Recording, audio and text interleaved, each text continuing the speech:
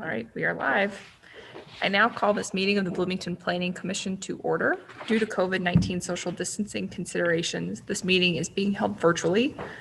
Those wishing to testify or comment regarding a public hearing must have registered at least 15 minutes prior to the start of the meeting. Other than the petitioners, we don't have any additional registrants. So at this time, we'll go ahead to proceed with roll call.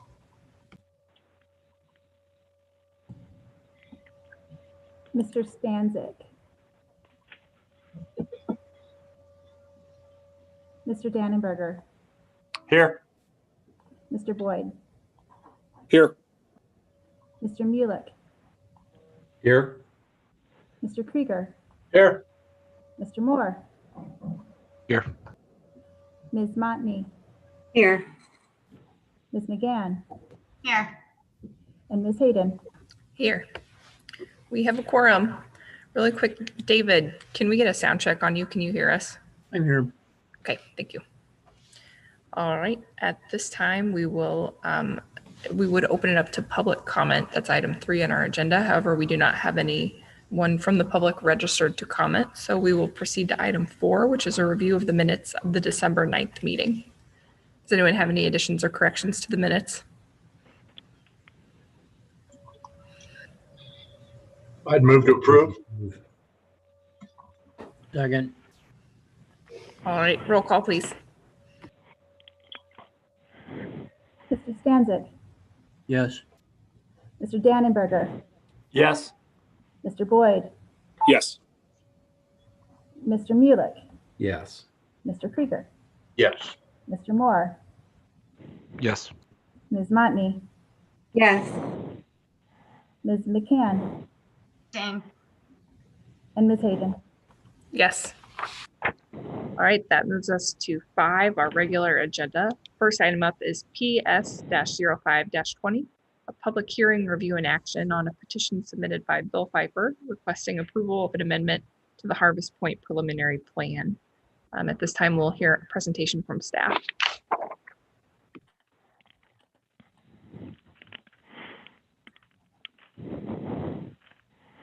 One second, let me share my screen.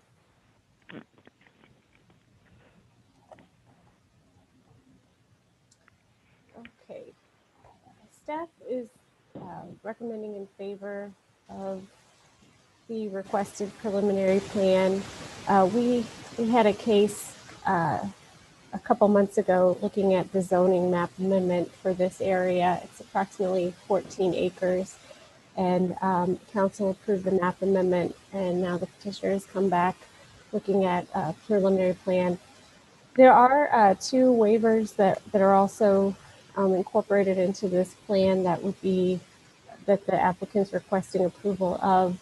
Those are to allow more than 15 lots on a cul-de-sac, and then also to decrease the lot size for single-family attached lot in the R2 district.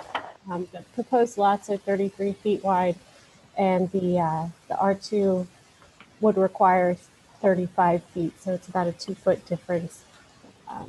Here's some photos of the surrounding area. It's currently, the subject property is currently undeveloped.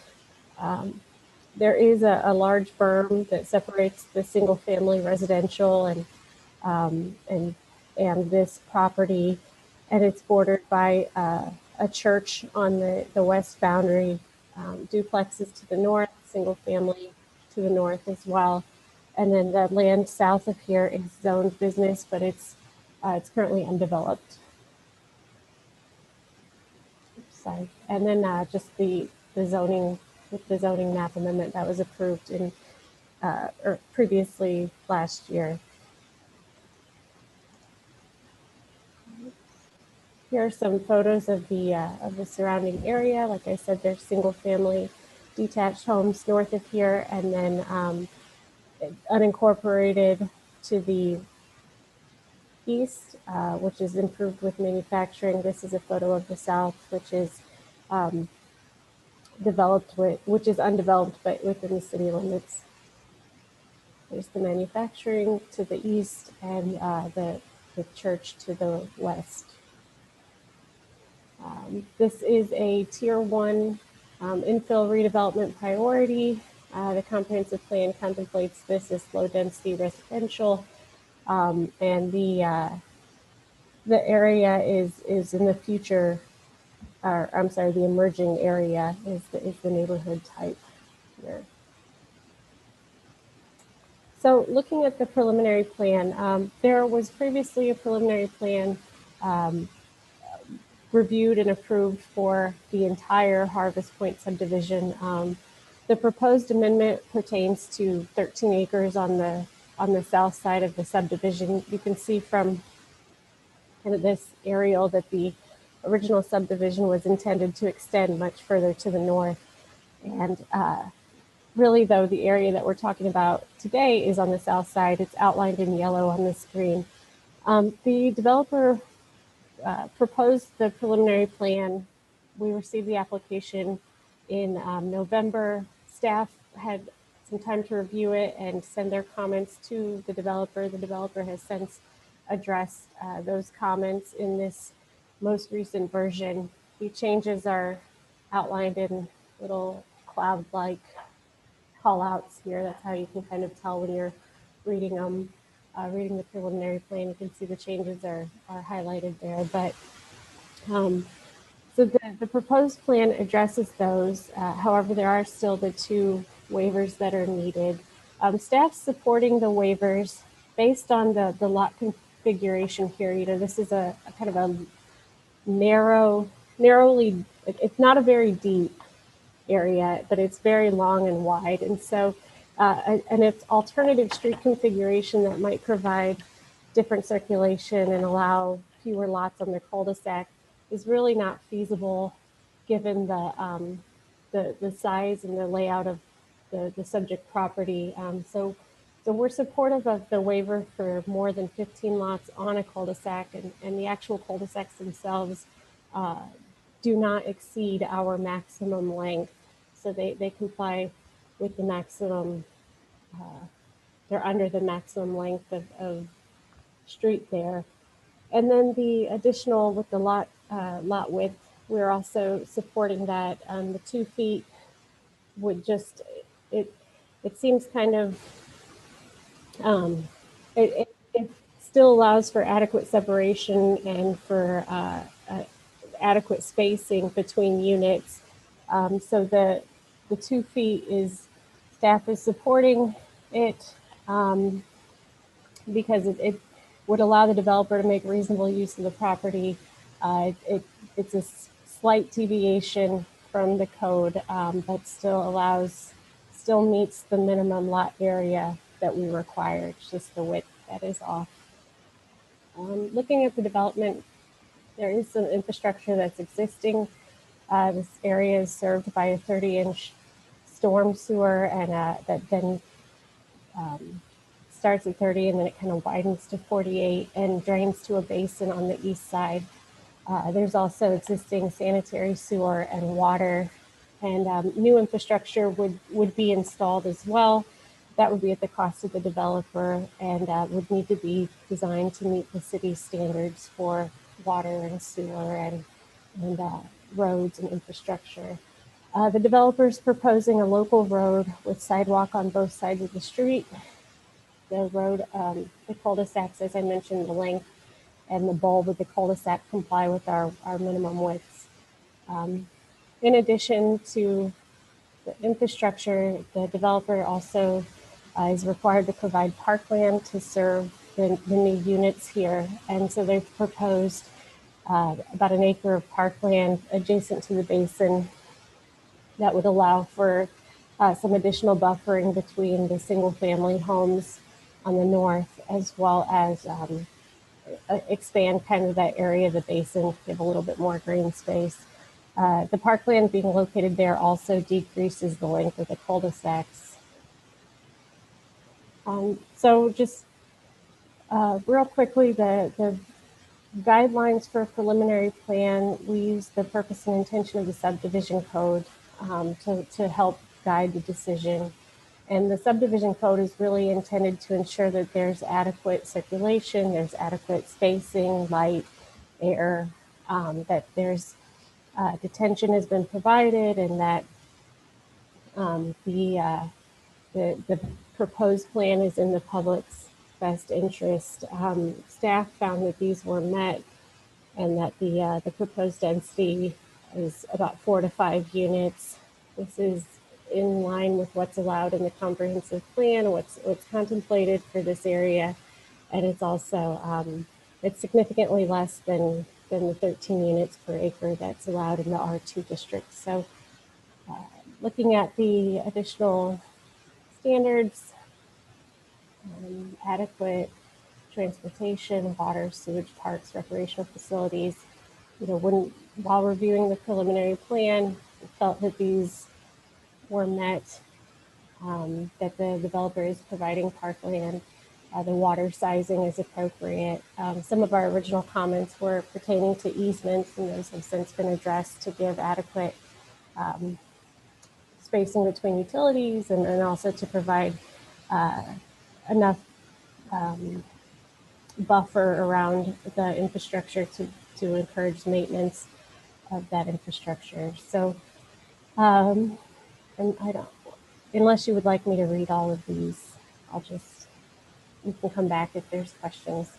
And then also looking at the waivers, in the subdivision ordinance, there's 4 standards that help guide whether or not City Council should support a waiver. And because of the size and the shape of the property, really, in order to develop with residential, it really is kind of limited to this barbell type of road, where you have the cul-de-sacs and they come off of the main road. And so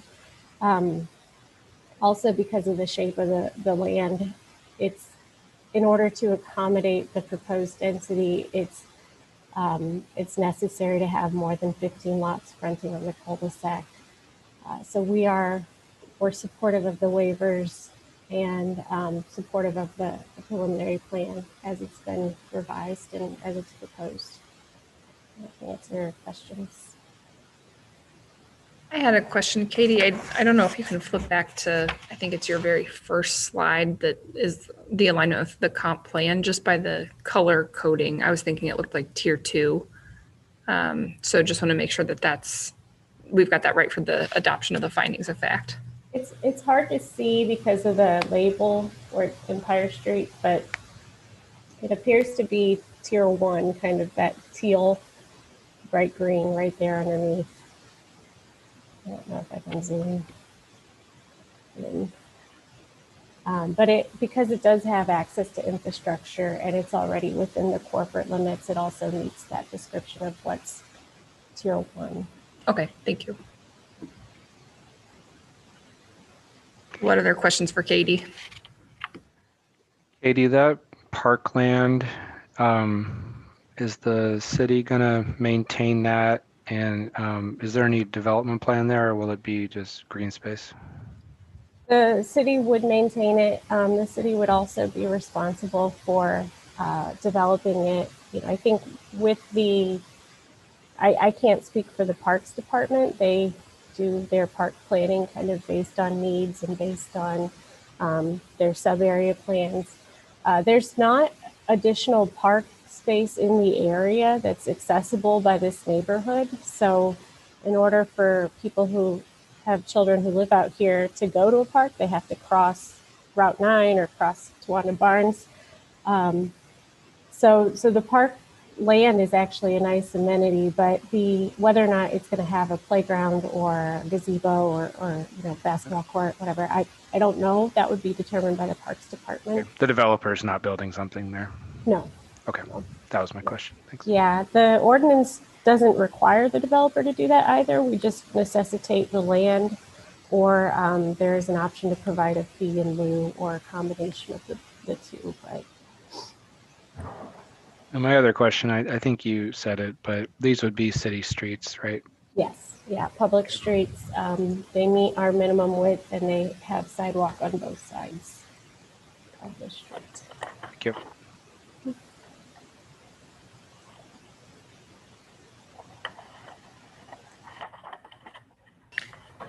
Do we have any other questions for staff? Okay, then at this time, we would like to invite, I think we have the petitioner online, so we'd like to invite the petitioner to make any comments and then we'll address any questions to them.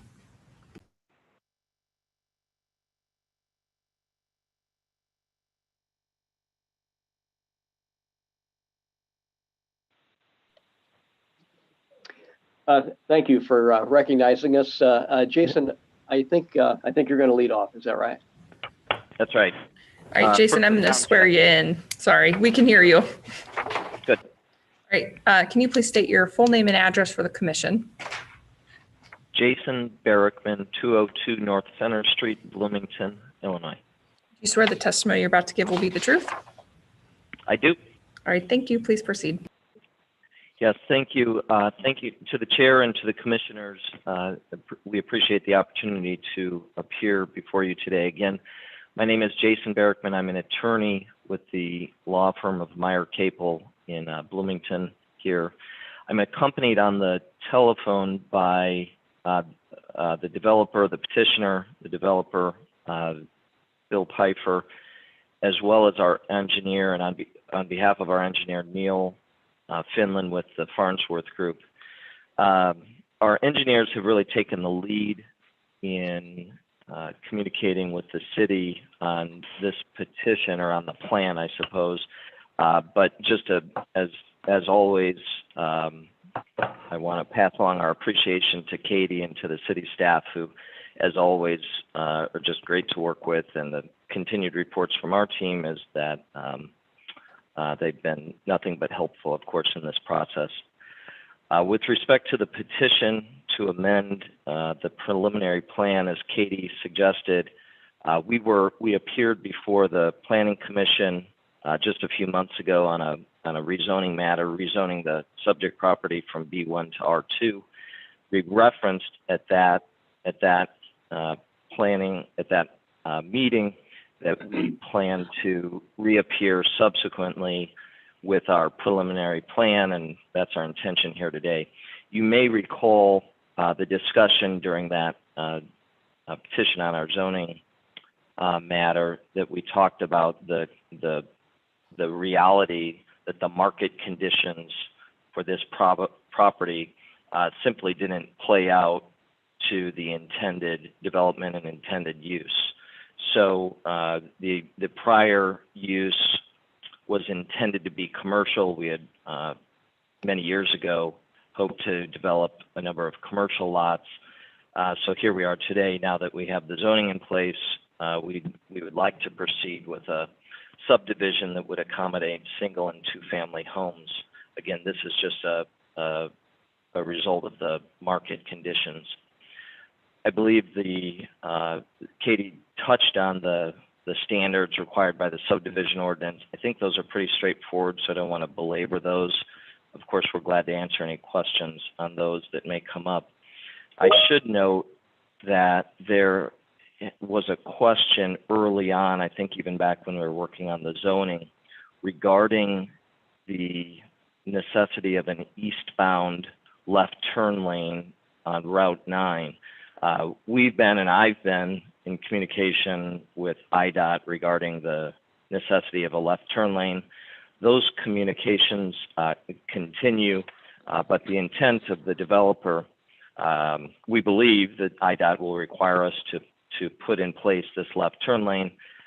Certainly what we want to convey here is our intentions, which is to comply with whatever IDOT requires. Again, presuming that IDOT's going to require that left turn lane.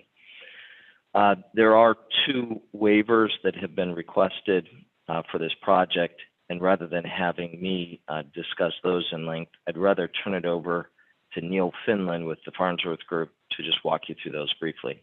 Neil? Mr. Thanks, Finland, sorry, can I get you to state name and address and we'll swear you in? Neil Finland, 2709 McGraw Drive, Bloomington, with the Farnsworth Group. Do you swear the testimony you're about to give will be the truth? I do. All right, thank you. Please proceed. Yes, ma'am.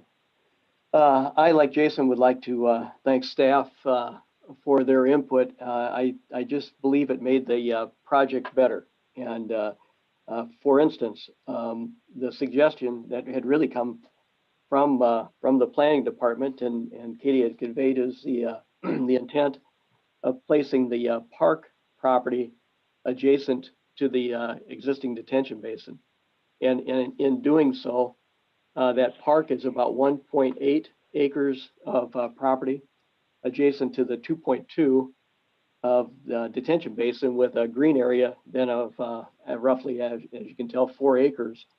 It's a good concept, and what it does is provide a long-awaited park property that the existing homeowners can enjoy as well. And they have very easy access from either this development or actually from the existing street system itself near the detention basin. So it's a good plan, and it got better, I think, as we worked with the staff and like Jason had mentioned, very cooperative effort, which we're very, very grateful for. So that is something that will be dedicated, that 1.8 acres. That follows, maybe this answers one of the questions in regard to park improvements.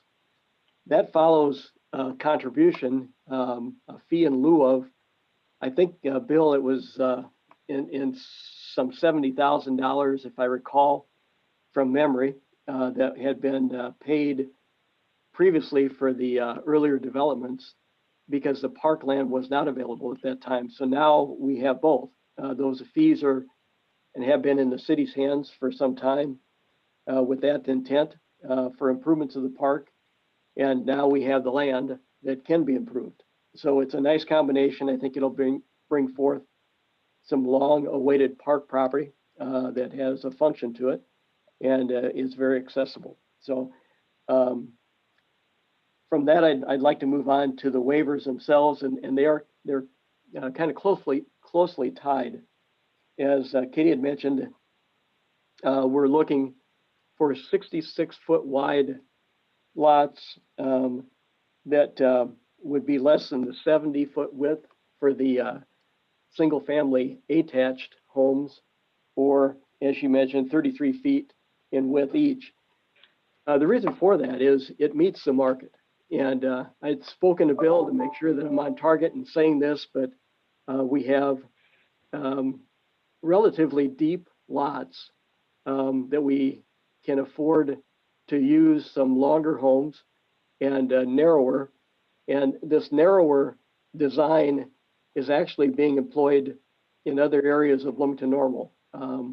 These are very similar in width to homes that would be in Blackstone Trails, in Northeast Normal, and in Bloomington. The same thing at the villas of Eagle View on Tawanda Barn. So this is a product that's been very popular, and it provides an economical home design.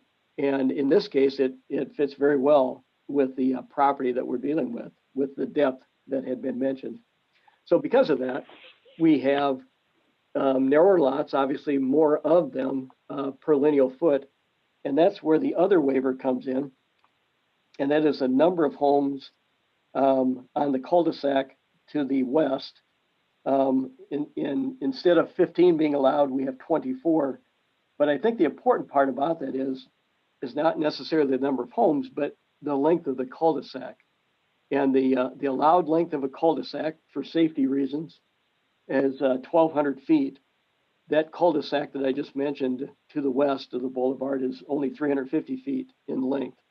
And then even if you look at the cul-de-sac to the east, that's only 750 feet in length. So we're well within the length in either case.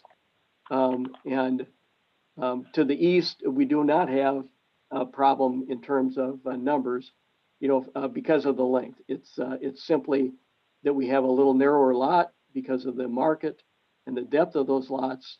And with that, we have a few more than what's called a few more homes fronting on that cul-de-sac as per code.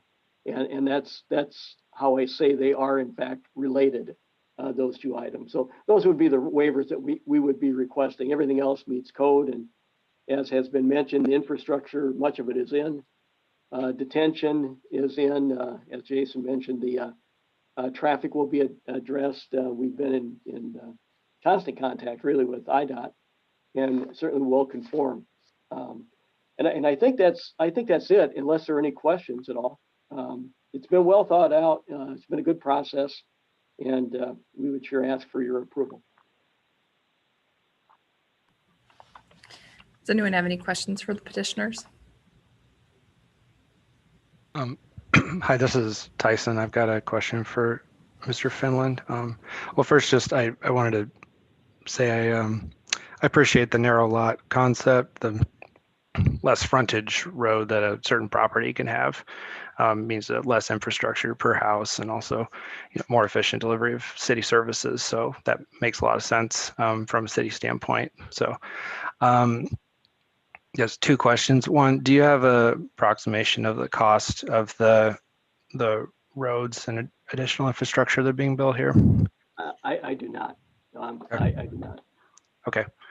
And then I would assume that you don't have an approximation of the present value of the costs that the city is going to incur by accepting responsibility for these, correct? No, and the one thing back to the original question, those costs would obviously all be borne by the developer for all the infrastructure that's yet to be installed in the streets and curb and gutter. And those are cost, entirely by the developer. Yeah. And to your second question, no, I do not have a cost. I think that's probably a city exercise to look at what maintenance is involved. Okay, thank you. Yep. Any other questions from the petitioners?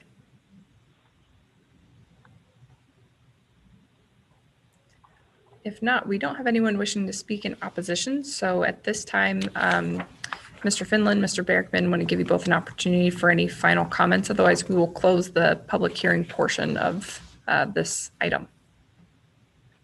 No, thank you again. And like I say, I think it was a terrific process, and we sure appreciate all the cooperation. Yep, thank you both. All right, at this time, I'm going to close the public hearing and open it up for discussion amongst the commission. So just to reiterate what's in our packet, we're looking for finding of fact adoption and then a recommendation to council.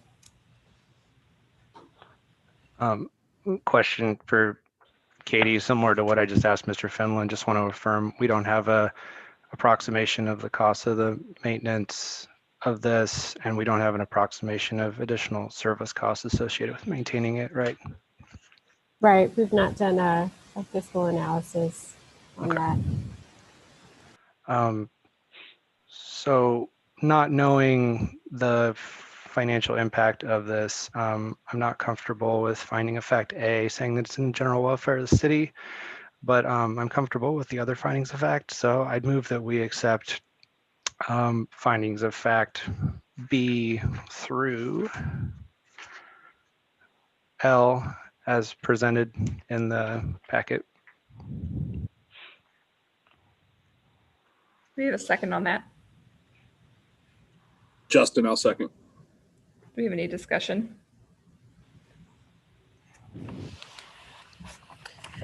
I guess my comment is, Tyson, I think you've asked that question on the last couple of subdivision neighborhood type cases that we've seen. Katie, is there a point in the process where the city would typically do a fiscal analysis that would answer the types of questions we've been asking lately? I think part of this is that there's an existing annexation agreement as well, where the city would have negotiated future infrastructure for the development, and in the previous preliminary plan. I guess, Kimberly, I don't know that it's something that's generally incorporated into our standard review. I don't know if there's an opportunity to look at amending the process in the future to try to address that. I mean, if that's definitely something that will come up for the commission, we can try to be proactive about addressing that and getting an idea of linear foot, what it costs for police and fire, and the additional costs associated with the development. Bloomington has a fiscal impact analysis that was done by the McLean County Regional Planning Commission in 2013. It's a little dated, so it probably needs updated, but it does a good job breaking down the cost of the city for single family, multifamily, duplexes, and then also kind of the general revenues that those bring in terms of property tax value and sales tax from the new residents shopping within our city. So Tyson, I think there's a way that we can improve the process to try to include that information for you. Are you looking more for just a general expense, or are you looking for expense plus potential revenues? So the concern I would have that I feel like is not addressed by the process is an agreement to accept responsibility for maintenance as a liability. And so if someone is adding a liability for the city from a balance sheet perspective, then it's fair to ask what assets should be used to back that liability.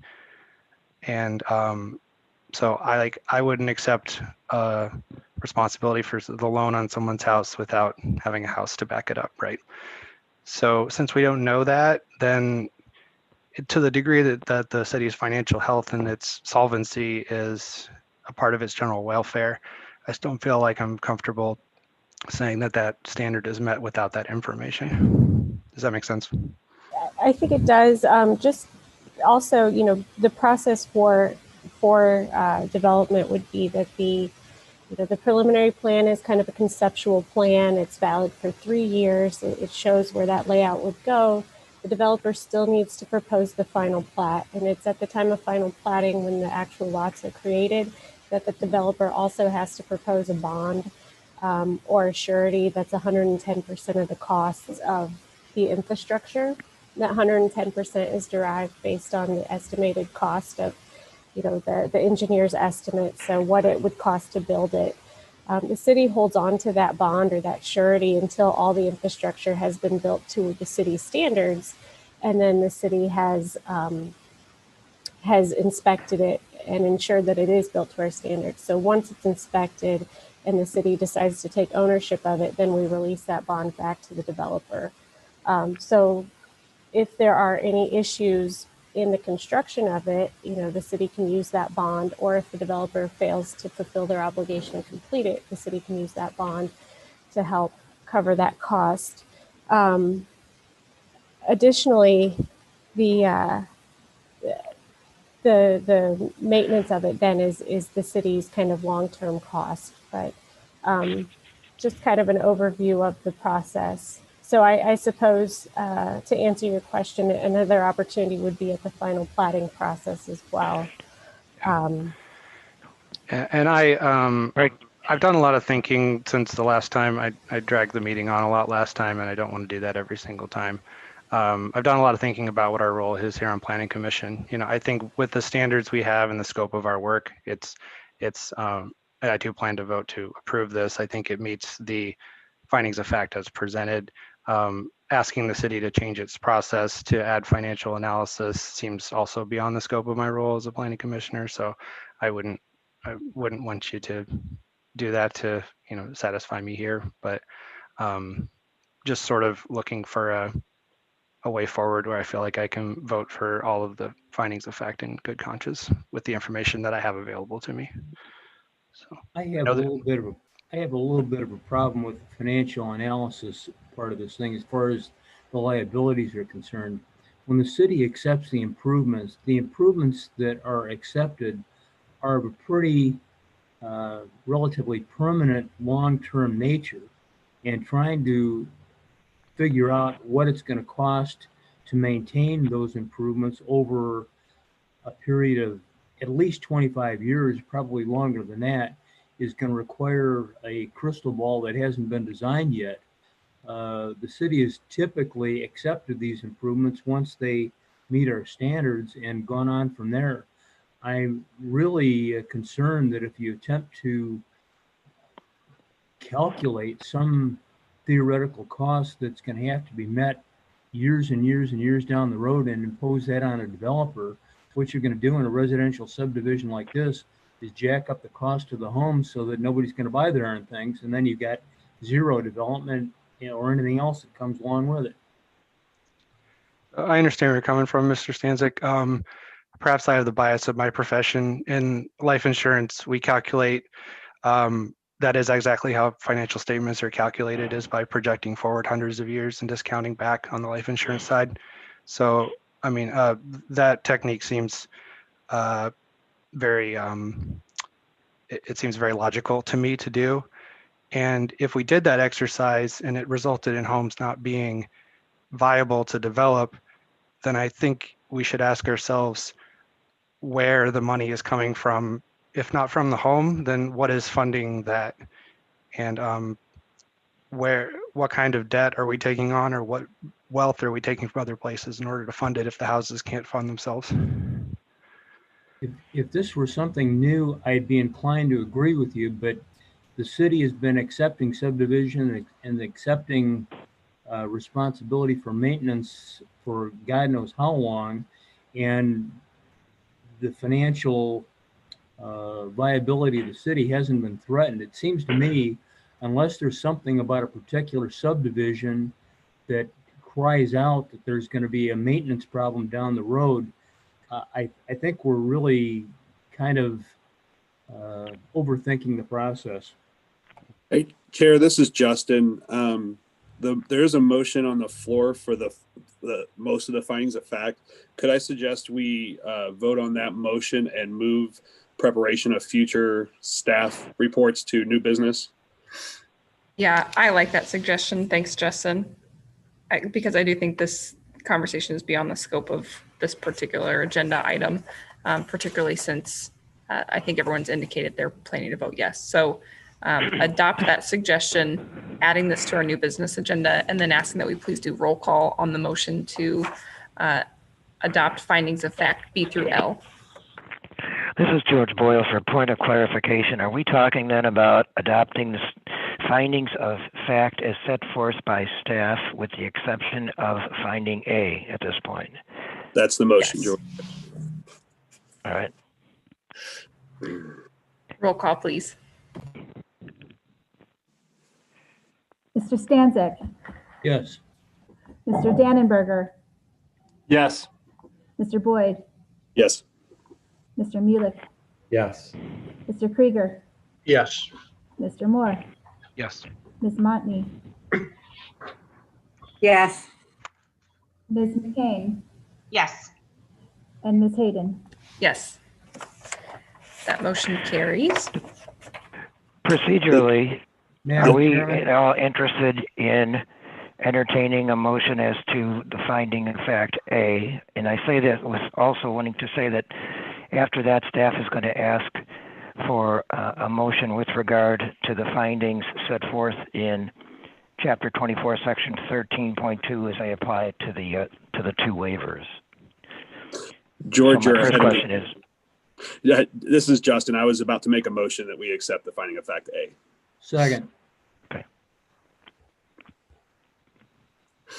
Let's just go ahead and do a roll call on that. Mr. Stanzik, Yes.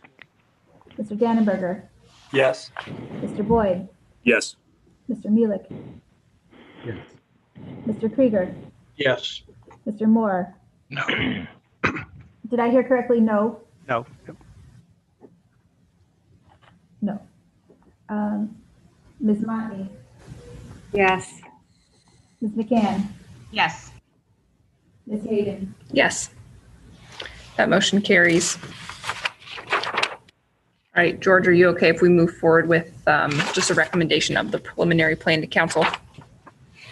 I would suggest we have a motion that the requester,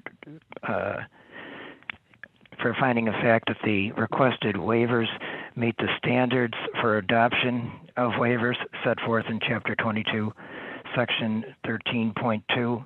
And I think Katie had those up, and if they aren't up, I can read those. There's been evidence with respect to each of them. Can that be part of we approve this preliminary plan, including the waivers? Can it be part of that motion? Well, there's a specific spot dealing with the waivers. I just think it would be cleaner if we had that with both of them. I understand that it's inclusive, but there's some pretty specific language in 2.13. George, Right. you didn't mean to refer to chapter 24, didn't you? Yes, did I, what I say? Oh, no, we can keep chapter 22 out of it. It's chapter 24. Thank you, Dave.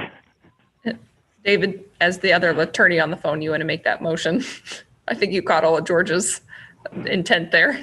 I'm not going to improve on George's motion. I would so move. Do we have a second? Justin will second. All right, roll call, please. Mr. Stanzik, Yes. Mr. Dannenberger, Yes. Mr. Boyd, Yes. Mr. Mulek, Yes. Mr. Krieger, Yes. Mr. Moore, Yes. Mr. Montney, Ms. Yeah. Montney, I'm sorry.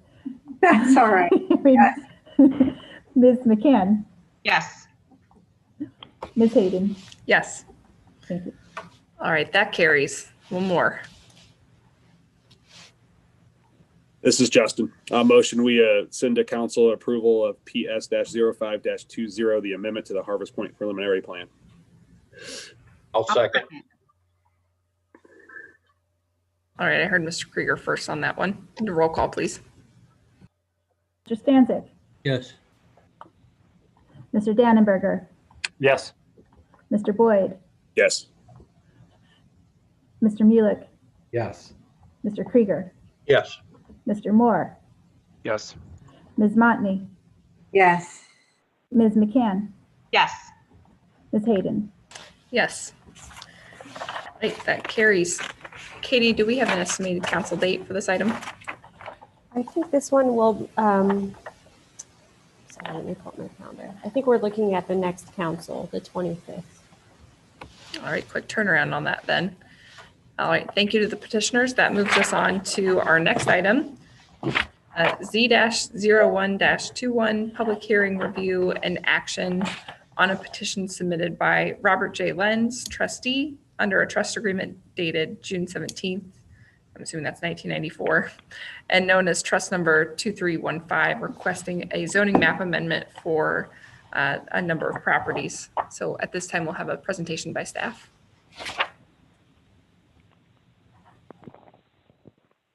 So the applicant is requesting a zoning map amendment that would rezone about 7¼ acres of land south of Southgate Drive from B2 to C1. Staff is recommending approval of this rezoning.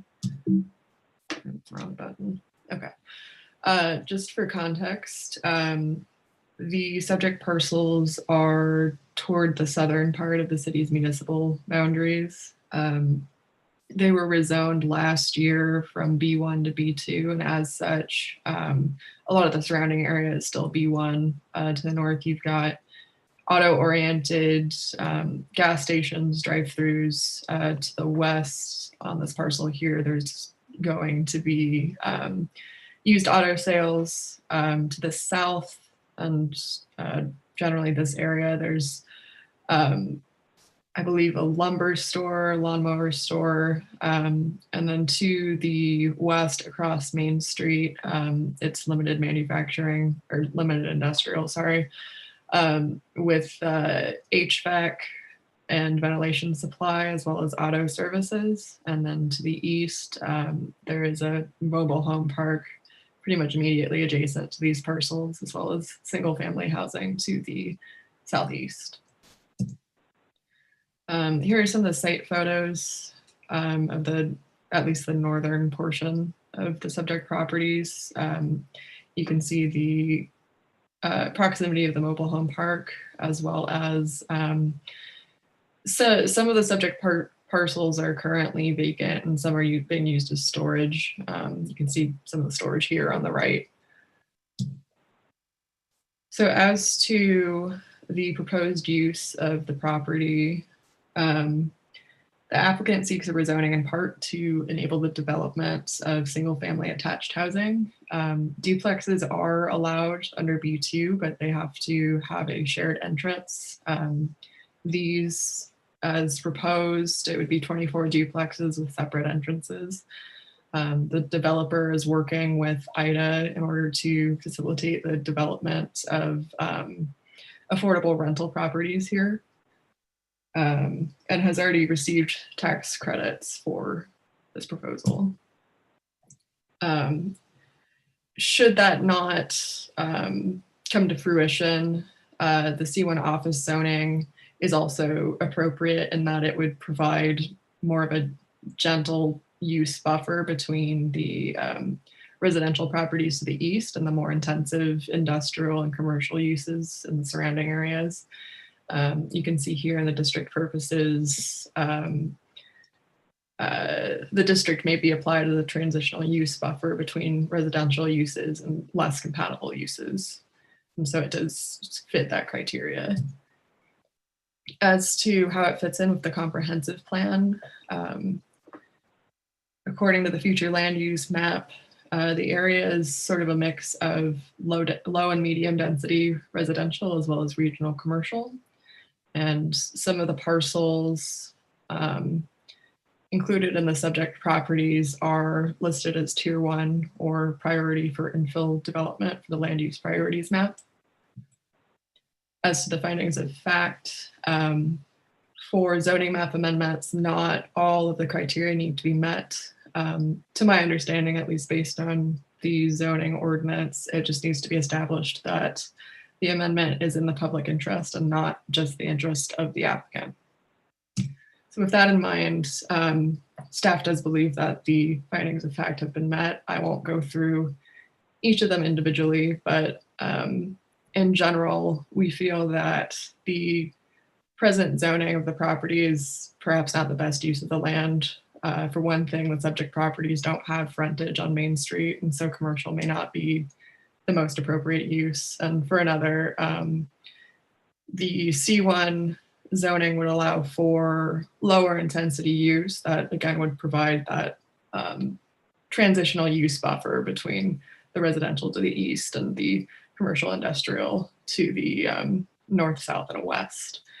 So certainly that would benefit residents to the east, and if the proposed land use comes to fruition, it would benefit residents more broadly by enabling a broader availability of affordable rental housing. And so with that, we're recommending approval.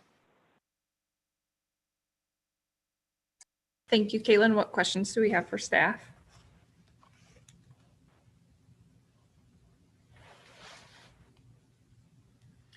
All right, then at this time, I'll open up the public hearing. I do believe we have the petitioner on the phone. So if you are on the phone, could you please identify yourself? We'll do a sound check and then I'll swear you in.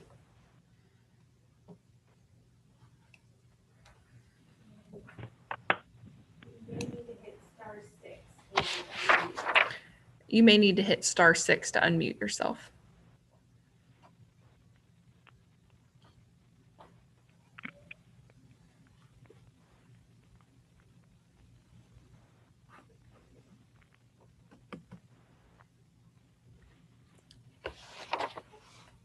All right, we'll give the petitioner another minute to see if we can fix the audio issues, and then we'll close out the public hearing.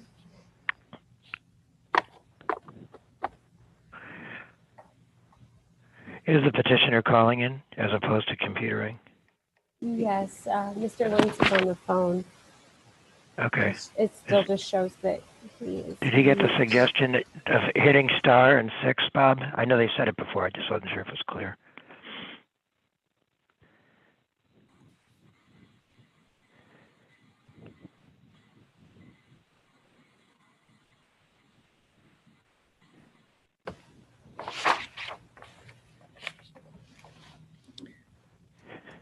All right, George, are you okay if I close the public hearing and we have discussion amongst the commission? Yeah, if folks want to take a minute, I have Bob's cell. I could give him a call and just see if there's an issue, and if he hasn't, anything on that. I don't know if people want to do that. Certainly, if you want to, it's your chairperson, but I could take a minute here and see if we could resolve this or get him in touch with IT. Yeah, I think we're about to lose Tyson. So I want to make sure that, I'm actually good, Megan. okay. I'm good to stay on. Yeah, you give me just a minute here. I can try to make a quick call. Okay. So we can resolve this. Thanks.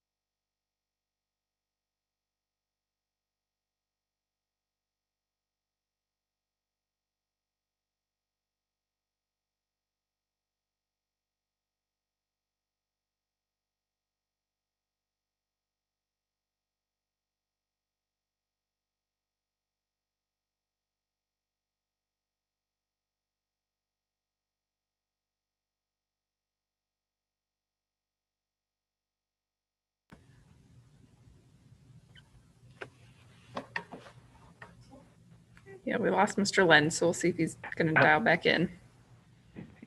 Yeah, I'm sorry. I was not able to reach him.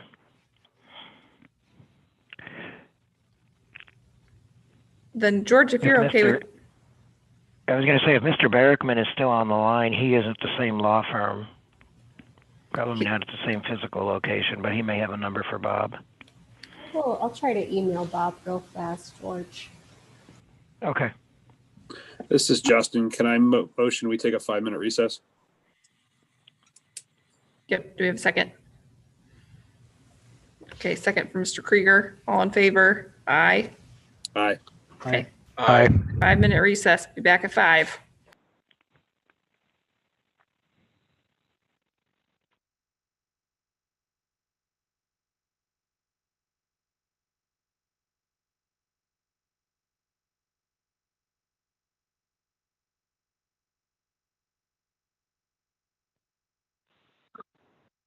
Can you hear me now? Can you hear me now? Yes, I can. I can as So well. I punched, the computer told me to punch *6 about 5 minutes ago, and then I got cut off. So I don't know how that happened. We Oh. just Well, took a we're in five. Yeah, go ahead. We're in recess for about 4 minutes. Okay, well, I'll be patient. I'm glad to be back, a part of the process, George. Thank you very much. Yes, boy, I'm glad you're back.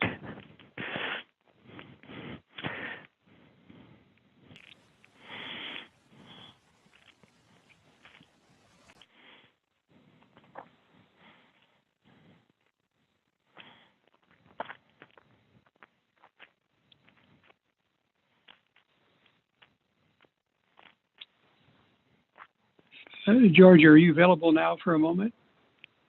Well, we're being recorded. We're on, so I don't know if we want to talk about any other matters. No, I don't want to take up any other matter. It's just that there was a computer that spoke at the same time the chairperson was speaking, and then the computer was telling me, the computer voice was telling me to use *6 to be able to participate, and that's when I got cut off. So yeah, that normally shouldn't happen that way. Are you participating by telephone, or are you participating through the computer? By telephone. Yeah. And that's where, I know what you're talking about. Yeah, that shouldn't cut you off. That voice comes through the Zoom network. I get that as well. Usually if you hit *6, then it connects you rather than disconnects you.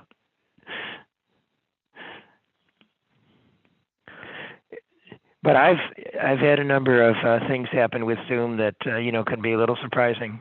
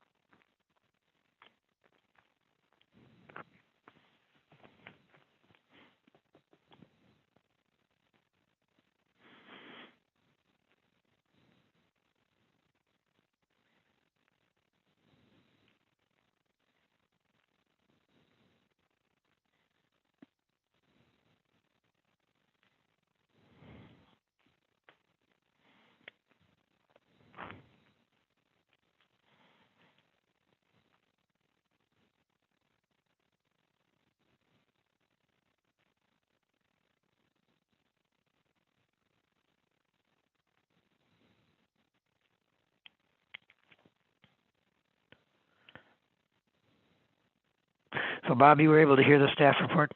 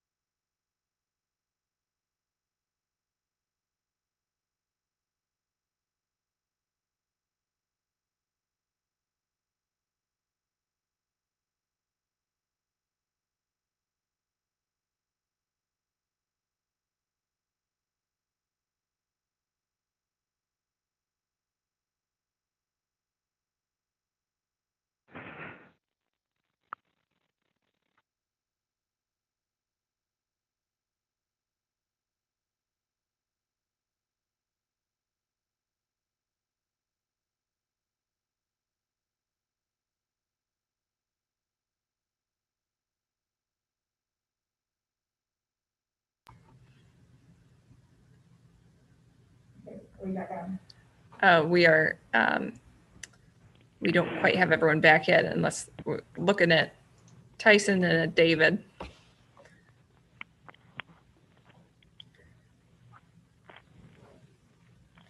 right, but we have been at 5 minutes. So I'm going to end our recess and we will continue with item B, Z-01-21 on our regular agenda.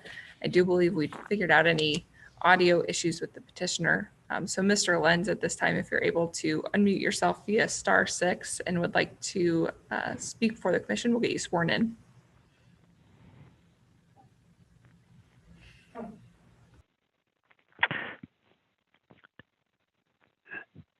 Sometimes *6 toggles. You may want to hit it again if you've hit it once.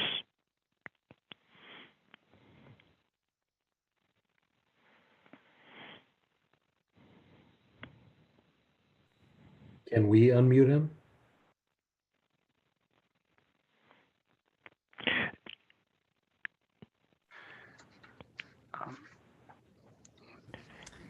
I might offer. He was on that a minute ago. if You may want to hit *6 one more time, Mr. Lenz. Ms. Hayden, I might say I'd be surprised if there was any objection to this. So I know like the process we should go through and try to do our best to do the public hearing, but I have a feeling this one's probably going to pass. So I'm not sure how necessary it is. Madam Chairperson, is there anyone else who'd be speaking in favor or of the petition? No, we don't have anyone else registered. And no I one's agree. signed up to speak against. I'm sorry. I was just going to indicate I agree with Tyson. Yeah. So I think we'll go ahead and close the public hearing. typically we'd want to have any commentary from the petitioner on record and in our minutes so that they could speak to use. But I think city council or city staff has probably covered that. So at this time, I'm going to close the public hearing once and for all. And then we'll open it up to discussion amongst the commission and looking for 2 motions here. I'd like to move that we accept the findings of fact as presented in the packet. I'd be happy to second. Any discussion on findings of fact? All right, roll call, please.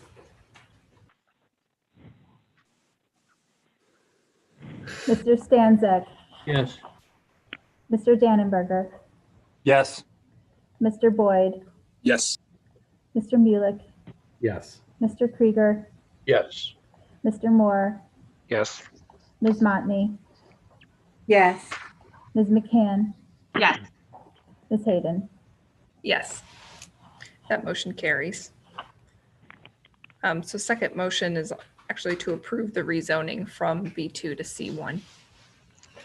So I'll moved. make a motion to recommend approving the rezoning of this property from B2 to C1.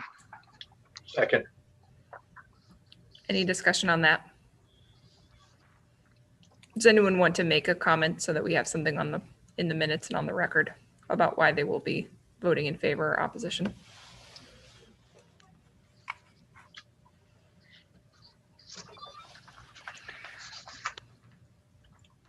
All right, roll call then, please.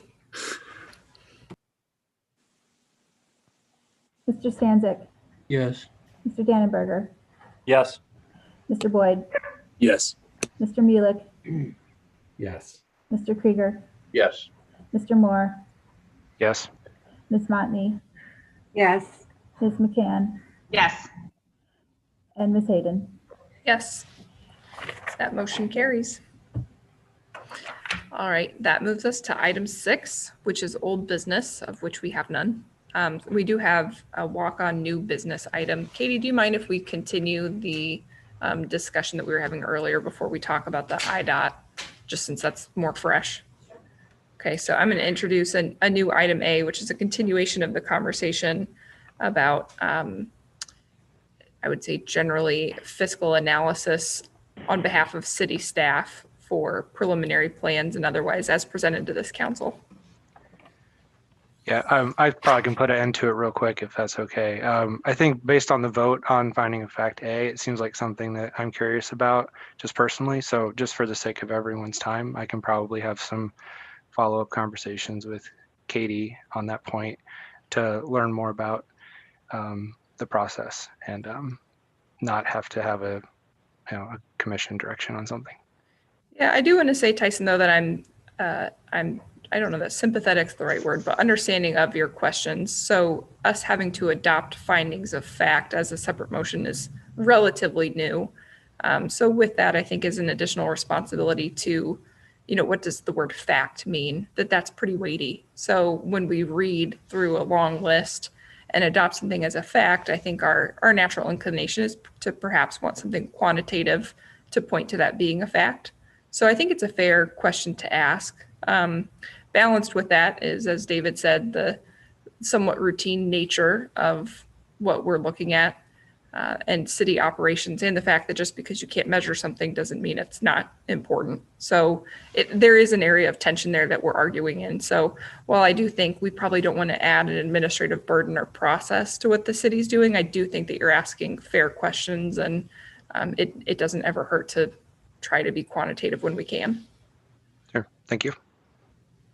Megan, or Chairperson Hayden, I would also just propose, there are some times where we don't have agenda items, and in the past, we've been able to coordinate some trainings and some other, subtopics that we can focus on.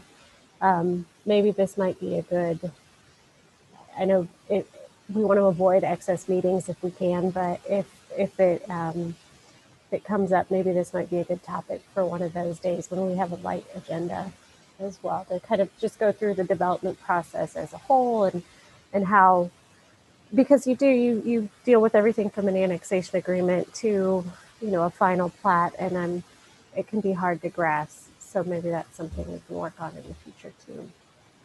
Yeah, Yeah. I think, That's an interesting idea, not just for us, but since these meetings are being streamed now, also a resource for the public to understand our process as well too. thanks for that suggestion, Katie, and Tyson, thanks for the topic. Any other discussion on that? All right, then we will move to our revised item B, which is the IDOT Route 9 Veterans Parkway intersection meeting happening tomorrow. So Katie, I'm assuming you just kind of want to tell us what that is, make a pitch for it. Yeah, I just wanted to let you know, we received notice that the state of Illinois Department of Transportation is working with Wright Engineering, and they are doing a kind of a study on the Route 9 Veterans Parkway intersection. It's a pretty large intersection and pretty significant in the city of Bloomington. And so they're holding a public meeting tomorrow from 6 p.m. to 8 p.m. The link to the project website is in the agenda, and if you're able to attend, you can register in advance to participate in that via Zoom.